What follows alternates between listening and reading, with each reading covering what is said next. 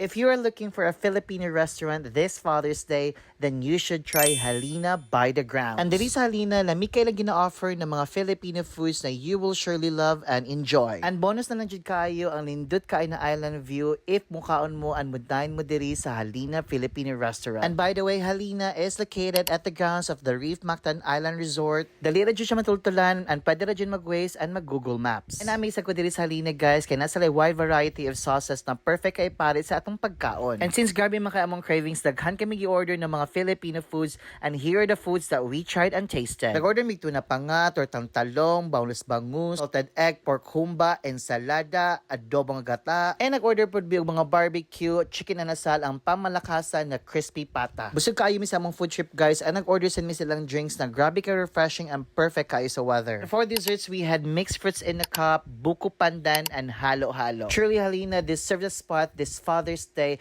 aside sa dako ang lugar and hamugaway, perfect sa siya for any type of celebration. Try Halina Filipino Restaurant, satisfy your craving, and salamat sa pagtanaw.